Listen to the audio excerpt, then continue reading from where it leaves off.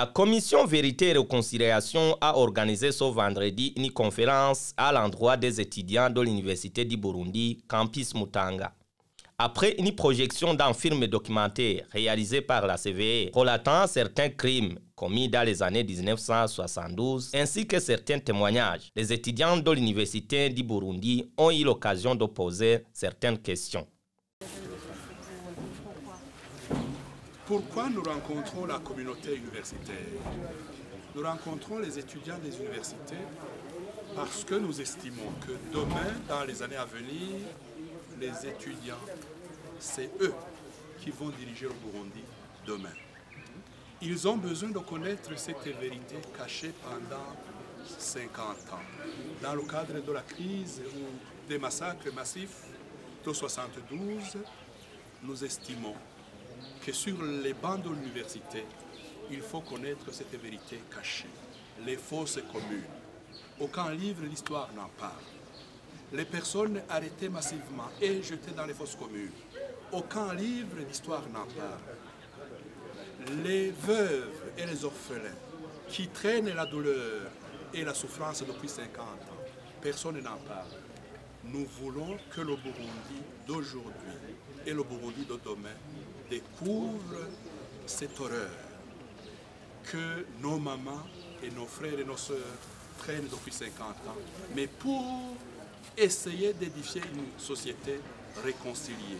Mais une réconciliation qui commence par la vérité et une vérité qui contribue à l'édification de la réconciliation. La vérité, la réconciliation. Le pardon quand c'est possible, la réparation quand c'est possible et surtout mettre en place des mécanismes de garantie de non-répétition. C'est là où il faut insister. Les étudiants de l'université, peut-être que demain, notre thématique peut les inspirer à des mémoires, à des thèses, parce que la matière est vaste. Le domaine de la justice transitionnelle, c'est un domaine nouveau. La thématique du pardon, de la réconciliation, pour traiter un passé tragique, un passé douloureux. C'est un vaste programme et ce processus de réconciliation, c'est un processus qui doit gérer et les présumés auteurs et les familles des victimes. C'est cela qu'il faut comprendre. La justice transitionnelle traite les victimes, mais elle traite aussi les auteurs. Parce que les auteurs encore en vie aujourd'hui, ils souffrent de voir que ce qu'ils ont caché est en train de sortir des fosses communes. Leurs enfants, ils souffrent. Pourtant, ce n'est pas eux qui ont tué.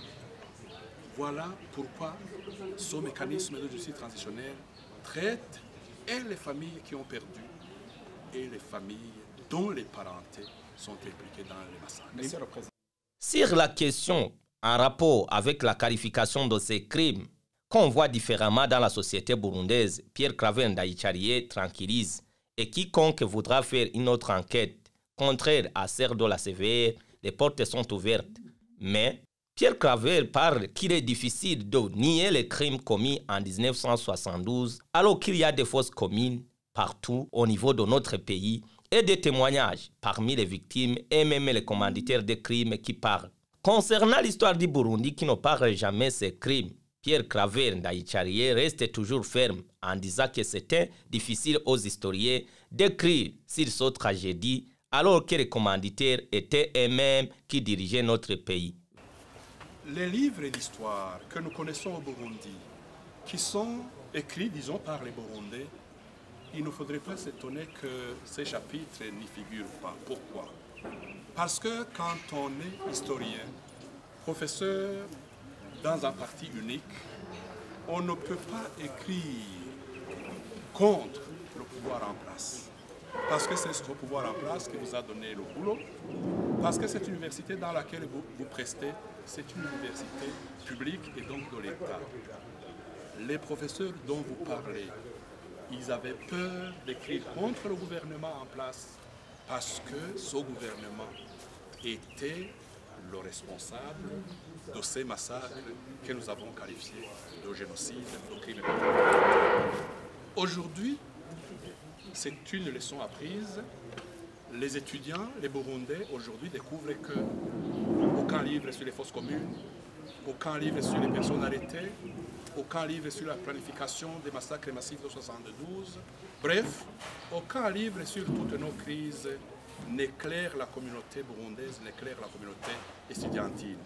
Est-ce que vous avez déjà vu un livre sur 1988 enseigné à l'université? Aucun. Est-ce qu'il y a un livre sur 1993 qui vous détaille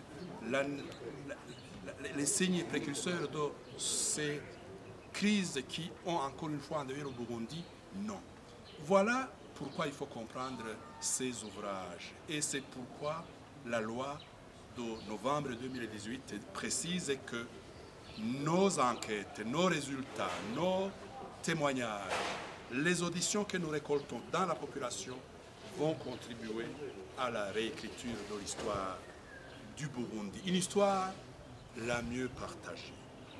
Et aujourd'hui, comme cette vérité sort des fosses communes, personne ne va la contester. Les fosses communes sont en train de parler. Les ossements humains tirés des fosses communes sont en train de parler. Vous avez vu aussi que nous avons des archives immenses, des archives du parquet de Bujumbura, des archives des camps militaires, des archives des écoles secondaires, l'Athénée Royal, le Collège du Saint-Esprit, le Collège Notre-Dame de Gitega. Bref, dans toutes les écoles secondaires, nous avons été enquêtés. Beaucoup d'enseignants tués, beaucoup d'élèves enlevés et tués. Ces archives de l'administration publique, ces archives de l'administration territoriale et de la justice sont en train d'éclairer la vérité cachée pendant 50 ans. C'est une chance pour le Burundi. Mais parmi les victimes, vous parlez des aussi des toxiques. Oui. Parmi ces écrivains aussi, il y avait ce sont des ethnies confondues. Pourquoi l'absence de ces documents alors qu'il y avait des frères ou des sœurs qui étaient tués? La réponse est la même lorsque un État, un pouvoir, se permet de tuer 30 000 citoyens, 50 000 citoyens, 100 000 citoyens. Ça veut dire que c'est un état de terreur. Et pendant qu'on tue, on terrorise les citoyens. Pendant qu'on terrorise, aucun scientifique n'a le courage de publier contre l'État qui le terrorise. C'est la seule explication. Même les professeurs occidentaux, tels que Jean-Pierre Chrétien, Jean-François Dupaquier, qui ont publié en 2006 l'ouvrage Burundi 1972 au bord des génocides. En 2006, on leur a posé la question, pourquoi maintenant? Ils ont répondu sincèrement, c'est la seule période favorable pour que le résultat de nos enquêtes soit rendu public au Burundi. Tout le monde a compris la réponse et personne n'a insisté. Pourquoi? Parce que il y a un moment pour que la vérité sorte des archives, des fosses communes et des témoignages. Il y a un moment pour que les veuves parlent. Ce moment-là, c'est aujourd'hui. Merci beaucoup. Bonne journée.